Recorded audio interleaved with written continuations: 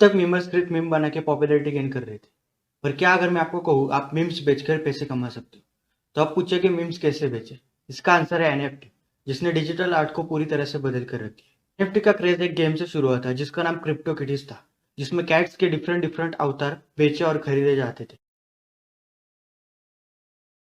NFT का full form है non fungible token. Non fungible मतलब यूनिक, जिसको कोई कॉपी नहीं कर सकता। फॉर एग्जाम्पल 2000 रुपए की नोट, इसको आप रिप्लेस कर सकते हो 400-500 रुपए की नोट से, तभी इन दोनों की वैल्यू सेम ही रहेगी। और मोनालिसा की पेंटिंग, इसकी आप फोटो ले सकते हो या फिर इसका प्रिंट बाय कर सकते हो, और ओरिजिनल पेंटिंग एक ही होने वाली है। और टोकन का मतलब है डिजिटल एसेट। जैसे फिजिकल एसेट होते हैं वैसे ही डिजिटल एसेट होते हैं। NFT one of a kind asset है जो कि डिजिटल वर्ल्ड में हर चीज की तरह बेचे और खरीदे जाते हैं, पर इसका कोई टेंजिबल फॉर्म प्रेजेंट नहीं होता। मतलब आप इसे छू नहीं सकते, यह डिजिटली प्रेजेंट है। ट्रेडिशनल आर्टवर्क की अपनी एक वैल्यू होती थी क्योंकि वो वन ऑफ अ काइंड थी, फॉर एग्जाम्पल पेंटिंग।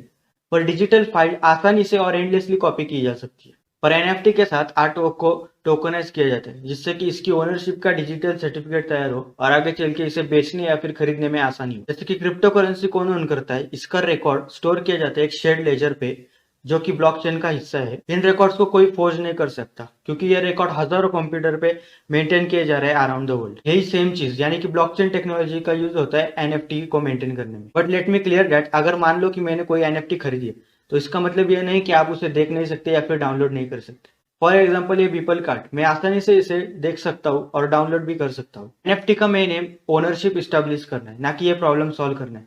हालांकि एनएफटी ये प्रॉब्लम सॉल्व कर सकता है। एनएफटी के हिसाब से किसी भी चीज को वैल्यू तब आती है जब हमें पता हो उसे कौन ओन करता है।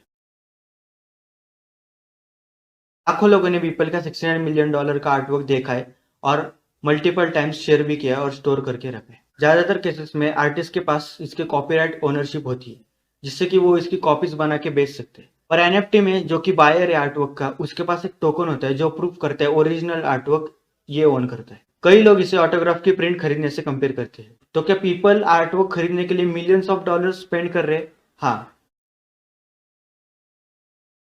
एनएफटी पर कोई भी अपना आर्टवर्क टोकनाइज करके बेच सकता है, पर लोगों का इंटरेस्ट एनएफटी में तब बढ़ा जब रिसेंट हेडलाइंस में $multi-million सेल्स की खबरें आई।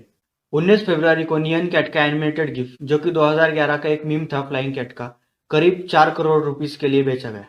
कुछ हफ्तों बाद म्यूजिशियन ग्रिम्स ने अपना आर्टवर्क $6 मिलियन से ज्यादा के लिए बेचा। एनएफटी पर सिर्फ आर्ट ही नहीं टोकनाइज करके बेचे जा रहे। ट्विटर के फाउंडर जैक डॉर्सी ने अपना फर्स्ट एवर ट्वीट करीब $2.5 मिलियन के लिए बेचा एनएफटी पर। एनएफटी के जरिए कोई भी art, video, audio, sport highlight, collectables, virtual avatars या फिर वीडियो गेम स्किन या फिर कोई भी डॉक्यूमेंट बेचा जाता है। एनएफटी वही सेम प्रोग्रामिंग से बनी है जिससे कि क्रिप्टो करेंसीज बनी है, जैसे कि बिटकॉइन या फिर इथेरियम, और यही सिमिलरिटीज खत्म होती है। फिजिकल मनी और क्रिप्टो करेंसीज पंजेबल होती है, मतलब कि वो एक्सचेंज की जा सकती है एक दूसरे के साथ। फॉर एग्जाम्पल 10 रुपीज के साथ एक्सचेंज की जा सकती है और एक बिटकॉइन दूसरे बिटकॉइन से एक्सचेंज किया जा सकता है। और यही क्रिप्टो करेंसीज की फंजिबिलिटी इसको ट्रस्ट वर्दी बनाती है ट्रांजेक्शन कंडक्ट करने के लिए। और जैसे कि मैंने आपको बताया एनएफटी नॉन फंजेबल है, मतलब इसको कोई एक्सचेंज नहीं कर सकता, और यही चीज इसे क्रिप्टो करेंसी से डिफरेंट बनाती है। अगर आप अपना खुद का एनएफटी कलेक्शन स्टार्ट करना चाहते हो, तो इसके लिए पहले आपको एक डिजिटल वॉलेट की जरूरत है जिसपे आप अपनी एनएफटी स्टोर करके रख सको। इसके लिए आपको कुछ क्रिप्टो करेंसीज भी खरीदनी पड़ेगी, डिपेंडिंग अपॉन आपकी एनएफटी प्रोवाइडर क्या एक्सेप्ट करती है। आप क्रिप्टो खरीद सकते हो कॉइनबेस, ईटोरो, पेपैल जैसे प्लेटफॉर्म पे अपना क्रेडिट कार्ड यूज करके। पर ये याद रखें, ये प्लेटफॉर्म्स कुछ परसेंट चार्ज करते हैं क्रिप्टो बाइंग पे। जस्ट बिकॉज आप खरीद सकते हो इसका मतलब ये नहीं कि आपको खरीदना चाहिए। एनएफटी रिस्की है क्योंकि इसका फ्यूचर अनसर्टन है और हमारे पास इनफ हिस्ट्री भी नहीं है हम इसका आगे का परफॉर्मेंस जज कर सके। एनएफटी न्यू है तो इसमें इन्वेस्ट करना वर्थ इट है, बट स्मॉल अमाउंट। एनएफटी में इन्वेस्ट करना लार्जली पर्सनल डिसीजन है। अगर आपके पास पैसे है स्पेयर करने के लिए तो आप एनएफटी खरीद सकते हो अगर उसके आपके लिए कुछ मायने हो। पर इतना याद रखिए, एनएफटी की एक्चुअल में कोई वैल्यू नहीं है। जितना आगे वाला देना चाह रहा है उतनी ही उसकी वैल्यू है। एनएफटी में डिमांड प्राइस को ड्राइव करे, ना कि फंडामेंटल इकोनॉमिकल इंडिकेटर जो कि स्टॉक प्राइस को इन्फ्लुएंस करते। एनएफटी के जरिए आर्टिस्ट को अपने आर्टवर्क के लिए क्रेडिट मिलेगा और साथ ही साथ वो आर्टवर्क बेच के कुछ पैसे भी कमा सकता है।